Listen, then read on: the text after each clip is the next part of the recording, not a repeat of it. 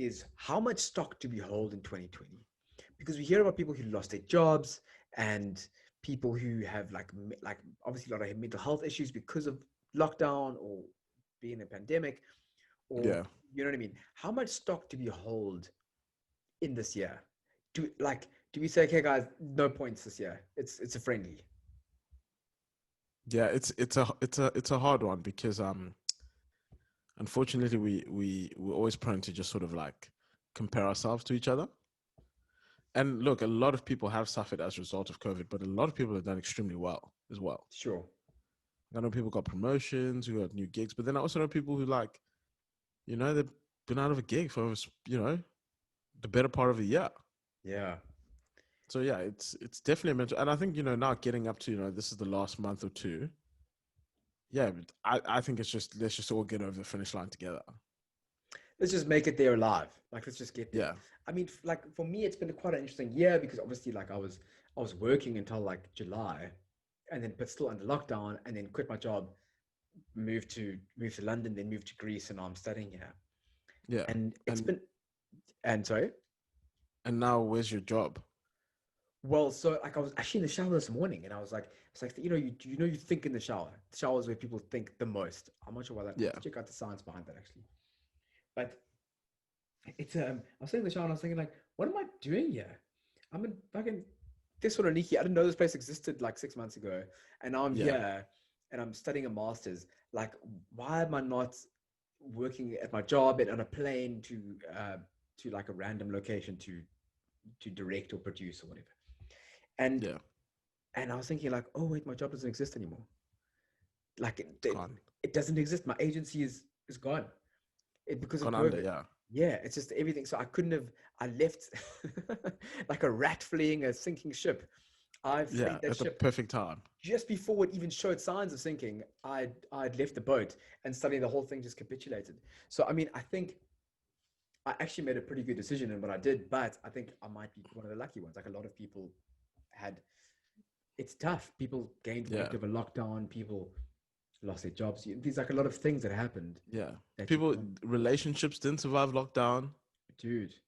Look, man, it's been a deep year, and I even know people. Some people took on jobs because it was the right thing. And the one thing they tell me is like, whatever you do, do not take a job while there's a lockdown. It has been the most Really? challenging thing I've ever had to do. Yeah. I mean, I could imagine onboarding into a new gig, but you're sitting at home all day. Oh, dude, like over Zoom, it'd be terrible. Oh, dude, just asking people, hey, how do I access the Y drive? And this person's like trying to make sure their dog is fed and their kids are stop fighting with each other and go like, no, I'm gonna tell the new kid how to access the Y drive. What the hell? Just leave him alone. I don't know.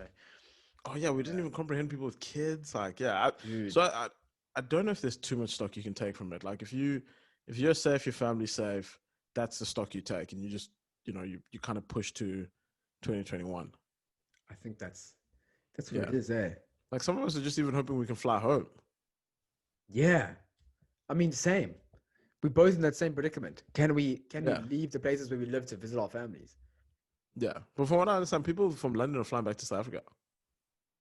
Man, that's a So raw thing. they just opened up the border. Just literally yesterday. Really? Literally yesterday, I So think. no quarantine? Because I've heard people are going back and having fun. I was like, what? Oh yeah, but South Africa is jawling now. They're jawling, dude. It's crazy in SA. So you Apparently, just fly, no quarantine? I don't want to talk about COVID for lots, but apparently South Africa has reached herd immunity, where so many people in South Africa has Oh, got COVID that the death rate is so low that now they go like, hey guys, just go ham. We don't even care anymore. It's oh, like like that's we had a. It's like it is what it is. Stop counting. Hey, stop okay. counting. We're It's going like back it's to done. normal. We're Yeah, back. yeah, we back. Clubs are open, bars are open, everything's fine, everything's good. Yeah. Well, you're not Um, going to take South Africa's December away. no, you can't You can fuck with take South everything Africa from them, and but December not December. with the Z. No. No one fucks around with South Africa in December. No one does that. No, no, no one. But no. So yeah, like you Shesha, said, Shesha will be playing in December outside of a all taxi. weekend, all December. Yes, we'll be For playing. those of you who don't know, South Africa in December it's a different place. Yo, dude, I December encourage you to go there thoroughly. is not a month; it's a lifestyle. It's a whole It's a month. legitimate lifestyle. You just fly to the coast and you just live there. Oh, dude, You it's live just your the best best thing. life. You drunk from the 1st of December to the second 1st of January. It's ridiculous. The pedestal. The pedestal. The pedestal. Over 100. So, man, I have something I need to discuss with you. I was speaking to a couple of Who? friends of mine. So mad. Yeah, so I need to discuss something with you. Sorry, Yes, I'm sure. thinking about what I'm saying. I'm not thinking about who you are. Okay, Don't hate me. no worries. I So I can was be speaking to these annoying friends of with you. mine. These friends of mine are private school women. Do I say girls? Or they were Okay, private school girls? sure. There were. And they were You're doing not that talking to gap. underage girls. No. Okay, good. Okay. These girls were they were speaking that language those girls used to talk. Remember that language? Go, The ga, the the goo, Is it the called the ga. goo? I think it was called the goo, Where they would, the yes. gab, and it was sort of similar to Pig Latin. Oh, uye pixe igpe atle. Yeah, that thing. I don't know what that thing is, but I remember we decoded it Yes, because yeah. girls would have full-on conversations about themselves, like in front of us. I pixe igpe atle. Or she can speak it. I pixe igpe atle fluently fly. Can you tell the listeners what that means? The ones who understand me are the ones that do. No, so Deserve to know. I said I speak Pig Latin, and then I said I speak Pig Latin fluently. Because I did not hear that at all. Oh yeah, so it actually works as like a language. Yeah, I can't hear that. I cannot hear it at all. I don't remember it. Upa say interesting say. No, that's wrong. Okay, fuck it. Nouns are really hard. Basically, how Pig Latin works is you take the first letter of the word and you put it to the end and add an A. So if it's like I speak Pig Latin, IA, yeah, that's an interesting one. IA pixe igpe atenle. Right. I don't feel like you'd have to practice that quite a bit though. Yes, you would. Yeah. But like, once you get it, like, I mean, I haven't really been practicing. Like, I just remember from when I was a kid, we used to speak it like all the time. Yeah. Yeah. But anyway, and why was that spoken? Do you know? I don't know. It wasn't just kind of thing that happens on the playground. It's just like the dumb things that only happen on the playground and like nowhere else. Like, remember those things that it's like there was like a piece of paper that you folded and they go and you have to choose the different options. Oh yeah. What do you Portals call those? into your life decisions. Yes. Is that what they're called? Yeah. No, I don't know what they're called. But I it's like remember them. I remember just looking. You Yeah. go 1, 2, 3, 4, 5. Okay, you open it, then you go, and then it's like blue. Okay, blue. And you pick it, it goes like, you're a monkey. Yeah. And you go like, oh man, I guess I'm the monkey. It was like a BuzzFeed quiz before BuzzFeed quizzes were like a thing. Yeah. Yeah. And it was the thing. Dude, it was so great. And I was so jealous because they were so fun. Or when you got a bit older, when you're like 12, 13, people started making them like sexual. So it'd be like 1, 2, and you go, okay, you have to kiss Julie. And you go, no, I don't want to kiss Julie. And then they're like, oh, and then that's how those used to go. Do you remember those ones? Oh yeah, true. Yeah. Or even just passing notes in class. Do you remember that? I don't know if kids know that. Dude, those are so fun. I loved passing We used to notes in write. class. We just pass them in class. It's like before texts. It was way more fun than that. Because someone could intercept it and see what you're writing. And then it became like a shitstorm. Just laughs at you, or the teacher picks it up, then you're done. Oh, it's so rough, dude. So done. Yeah. Just your message to Abigail. And then, what's your favorite color? Purple's mine too. Then Mr. Pather finds it. And he goes. Just goes. This is not your father's paying you to be here for. Focus. Yes. Yeah. Sorry, I did not have any Australian teachers. I don't know why I spoke like that. Is that an Australian accent? It doesn't sound particularly. I think so. Yeah. But also, being a kid back then, it was just people just don't understand the missions we used to get into. Like what? Like give me an example. Like for example, people might not remember this. You know, like a tuck shop. Yes, I remember that. Hustling at the tuck shop. Oh, dude, that was my bread and butter. I used to go to break, be like, listen to me, I have no money in my pocket. Yeah. I'm going to get a steak and kidney pie and a Fanta. I can imagine be so good at that. And I was the ultimate salesman. Like convincing people to give them I was just convincing them. I was like, dude, hard £2. big money. You don't have £2. You have £2 for me. come on, dude, stop it. Give me 2 rand quickly. Little did I know I was actually robbing these children. I had no Yeah. idea at the time.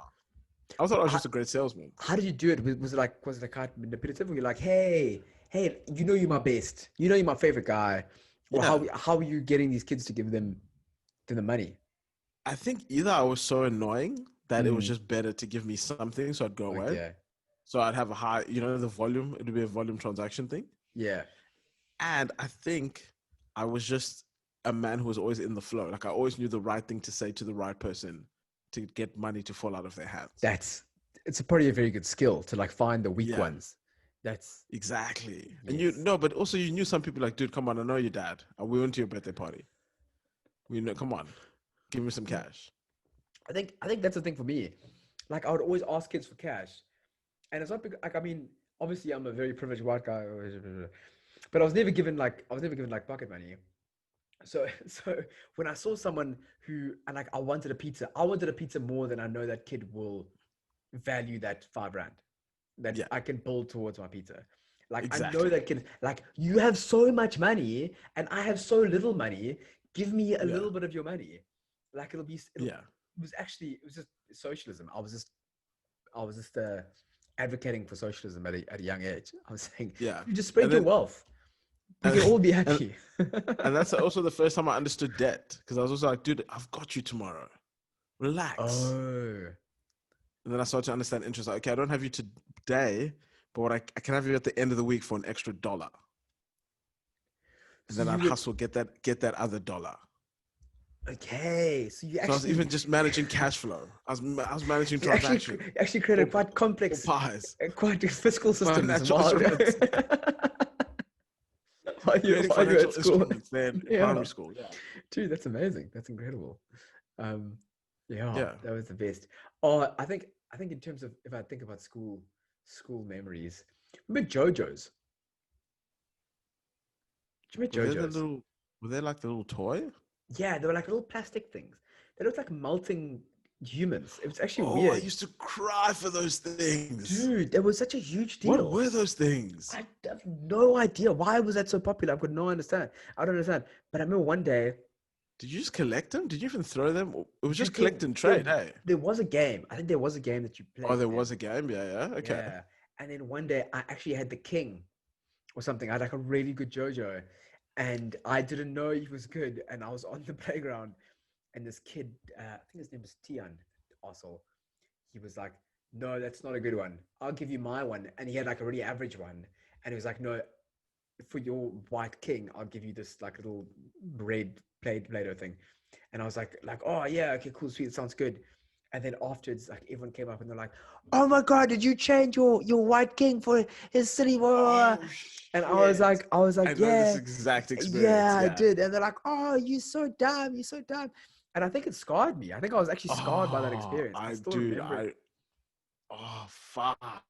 Yeah. That happened to you too? Dude. Same. They got you like thing. that? They got Dude, me they got so me good. Pokemon. They got me in Pokemon. Oh, dude, with the Fuck. cards. Dude, I'll never forget it. I had an Abracadabra. I think it was Abracadabra. Graphic-y.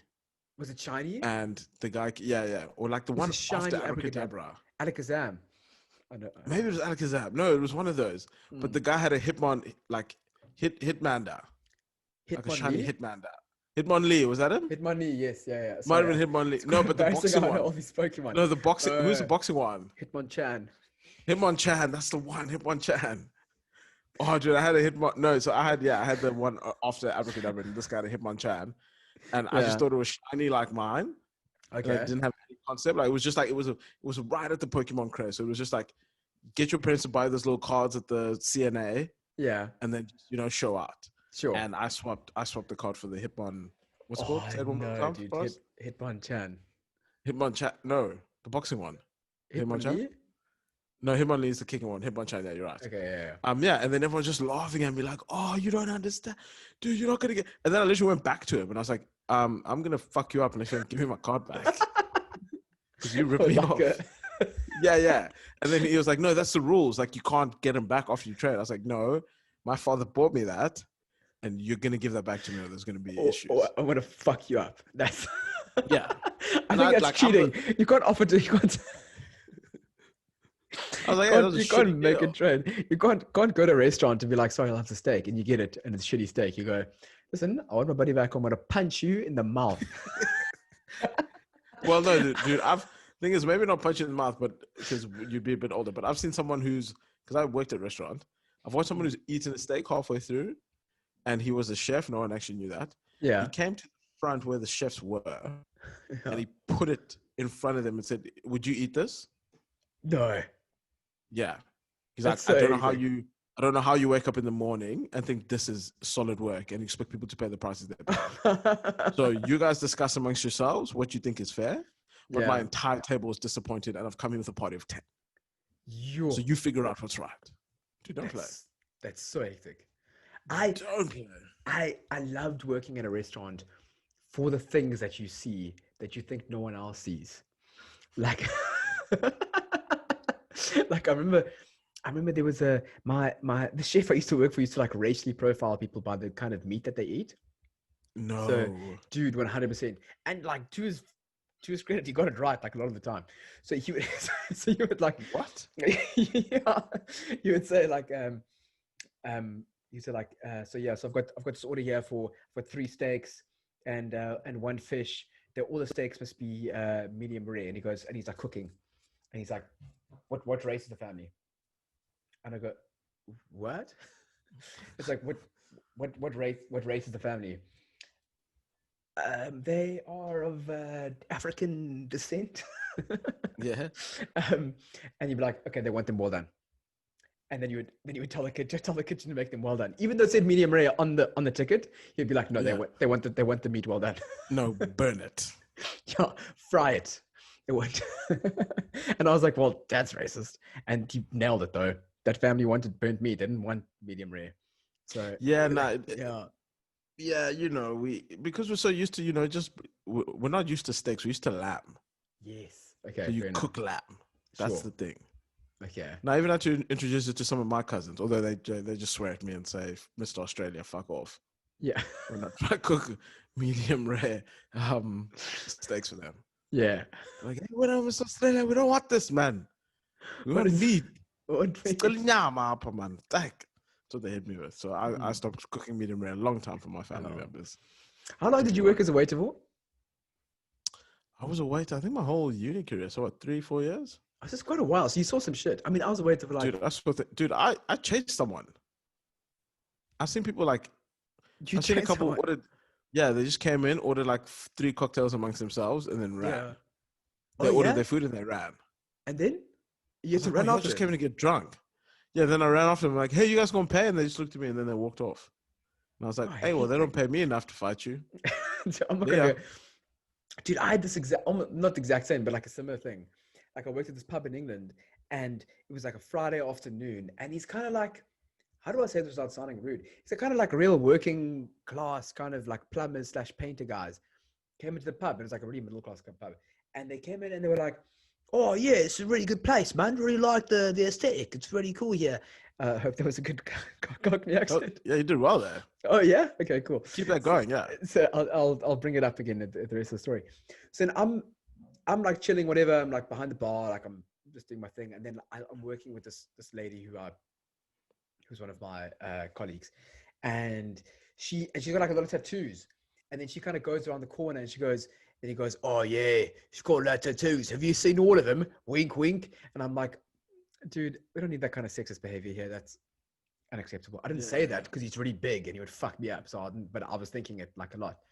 And then he went into these guys went into the bathroom and came back high as fuck. Like they were obviously doing cocaine in the bathroom. And it was like Jesus, at the pub. Bloody at the pub, Jesus. dude, like a very chilled pub. And the manager, because I'm the only guy on staff that day, given I'm like 5'6", but they were like, I'm the only guy on staff, so I must go handle the situation. So now they've gone back into the bathroom to do more drugs. So I go, Nick, can you go and sort these guys out and just get them out of here? Like I'm a bouncer. And I was like, no, I'm gonna die. You want them out of here? You call the police. I'm not. I ain't doing shit, bro. I'm here to work. What do you think? I'm here to polish glasses and serve beers. I'm gonna go fuck some. some some character from Lock, Stock, and Two Smoking Barrels. What do you think I'm gonna do? A member of the Green Street Hooligans. What am I gonna do against that guy? That's ridiculous. I think we just moved on such a tangent from our school stories there. Oh, we did, hey. Oh, I forgot. We were talking about school stories, and now you're kicking out Guy Ritchie's mates. Guy British Ritchie's pub. mates are getting kicked out. Yeah, I don't know what happened there.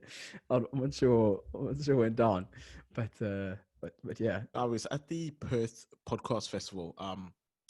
Started around, I think it was 10th of November. We were there yesterday. Yeah. No, yesterday was the 11th. Sorry. And yeah, it was just they had like a guest panel speaking, and yeah, some really good key speakers. They had a really famous sort of like radio presenter from industry, and they had this one guy. I won't talk too much about the other people. They're cool and everything, but they had this guy who's a FIFA worker. For people who don't know, like a miner, so he flies in, flies out, and he started a podcast called Open Up, where he interviews FIFA workers about their mental health, which I thought was super interesting. Yeah. And now has almost whole podcast. Yeah, his whole podcast. He just interviews different people, whether they're from sort of psychology of mental health and people around that, but also just talking to different miners and talking about why they're there and how do they help their mental health and giving them pointers. So because that's like a massive thing in Australia. What, sort mining of or suicide? The suicide rate in mining. Oh, it's really? massive. It's massive. Wow. Is it because you're so far away from your family all the time, or what all that stuff? Yeah. Everything you can think of. Everything you think of. So all that stuff. Home, yeah, sure. Away from home, earning more money than you can spend, therefore overspending. And I hear there's some people who are miners who they don't even live in Perth. They work in Perth, but because they do like 4 weeks on, 1 week off, they'll literally go live on the one side, and then go to Bali for a week, come back on the one side, then go to Japan for a week, come back on the one side, then go to Europe for a week, come back on the one side. Yeah, dude. That's crazy. What a lifestyle. Can get depressing, I would imagine, though. I can imagine. Yes, sure, without like the home base and stuff, but yeah. So he was really interesting, and then it was also just interesting to talk to some grassroots level guys who were sort of in the crowd with me and hearing different stories and different podcasts and getting us out there and sort of giving our elevator pitch. So yeah, it was a really good time. That's great, man. That sounds really exciting. What's the coolest thing you hopefully learned? we end up on a panel soon. Yeah, I'm sure we will. I'm sure that's in the pipeline. What is the coolest thing I learned? About podcasting, about the industry, all those things. Oh, like it's only going to get bigger. Oh, really? So we're in a burgeoning It's only going to get bigger. Ah, yeah. Why do they say that? It's only going to get bigger, and the cream will rise to the top. Okay. That's what I learned. Yeah, hopefully that's us. But yeah, there's a lot of people out there. There's a lot of people who think they can do it. There's a lot of people who still want to do it. Like I still make people like, oh, I've been thinking about doing a podcast for like 3 years. I love podcasts, but I just don't know what to talk about. Like, so, and I'm like, oh shit, you should tell them you could just talk about fucking anything. You could literally just go on and talk about whatever you feel like that week, and then but like it sort of like it made me realize like, oh, there's people who like want to do this, but like are incapable of doing it. I can imagine. You know what I mean? For some people, like if I look at numbers, for example, my whole brain goes like, you know what I mean? Like, it's crazy. Whereas someone like you or some other numbers person looks at it and go like, oh, well, this makes perfect sense. You times the 4 by the 2 and add the 63. I don't know how numbers work. And then, but I mean, for us, this kind of makes more sense. It's kind of like, that's interesting. No, people literally ask me, so how do you record it? What equipment do you use? What microphones? Like, how do you? I'm like, man, you're like 2 years behind me. That's true. Like you aren't going to catch me at least. But that was also interesting to find out. At least you hit that person. Yeah, at least you. Yeah. Yes. Yeah. And it was also just talking about just how the space has evolved. Like there was a person who's like, I've been podcasting for 10 years. Oh, really? I'm like, well, why are you still here doing panels? You should have made it by now. Anyway.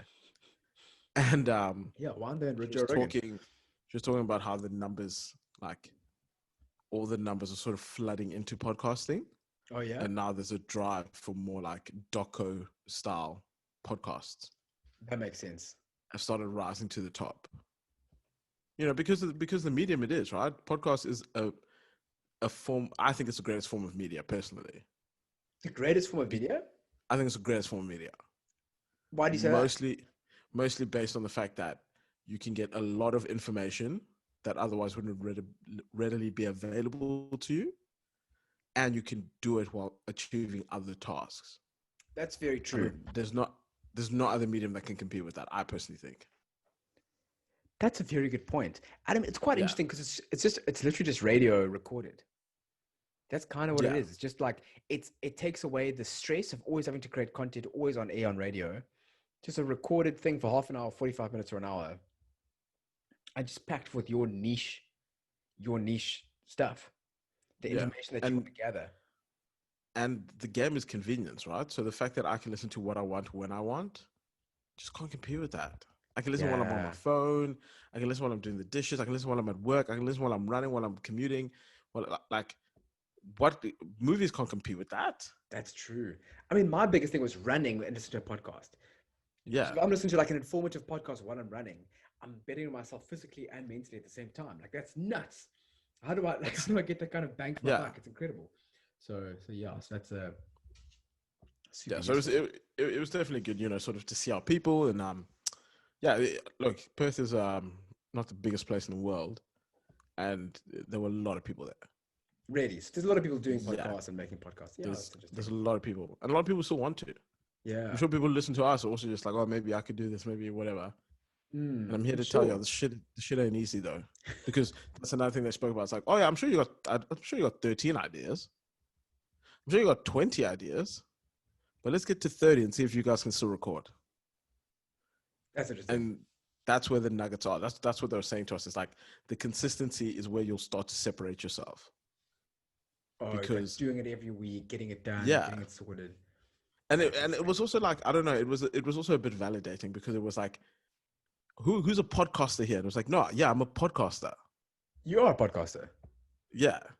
I'm not just doing it with my nana. Like, I'm a legit podcaster. Yeah, I'm here. Yeah, 100%. No, like people coming to me like, oh, how do I do this? Help me with this. How do you do that? Yeah. Like, were you like a celeb in the room?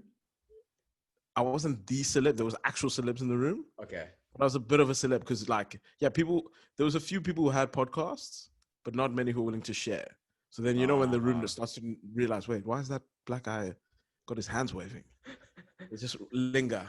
They just linger right next to you. It's like, I don't want to help anyone. Yeah. To the top. And they go, hi, I'm Debbie. Do you have a podcast? What is your podcast? I go, okay, Debbie, here's the spun. Just give it to a quick elevator pitch. Oh, yeah, I'll subscribe. We should have had a few subscriptions. Oh, yeah? That's good. We should have, yeah. I had a few people who opened their phone who pretend. I don't know if they actually listened. But you know what I realized? Yeah. Yeah. Now, I don't think this podcast is just for us, not even for listeners. I set the tone. Okay. So, like, I wasn't overreaching. Like, even the panel people, like, afterwards, everyone just ran to them. And I was like, nah, leave them. Because there's more events coming. You know what I mean? So you set the standards, but then you keep pitching. Eventually, Oak's like, wait, no. Who's that guy? Exactly. Yes. Dude, when I started doing stand-up, that's exactly what I did. I went to all these stand-up gigs, and people saw me in the room, like, and I wasn't going up on stage. I was just watching stand-up and getting a thing for it. And eventually, it was like, who the fuck is this guy who's at every single show? Is he like a psychopath who's here to murder one of us, or is he like a potential comic?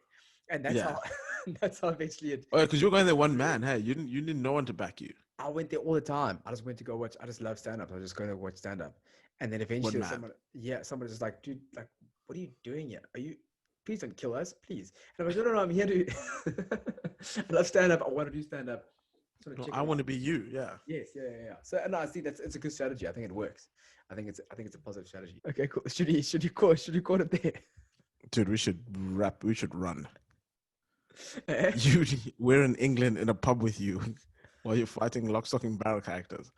I think we need to, should we wrap it up there? We need to wrap it up. Okay. We need to wrap it up for the fans. Thank you so much for this week, and I'll see you next week. See you next week. Thank you so much, guys, for listening. The new subscribers, thank you guys for subscribing and listening. And we'll look forward to talking to you guys next week.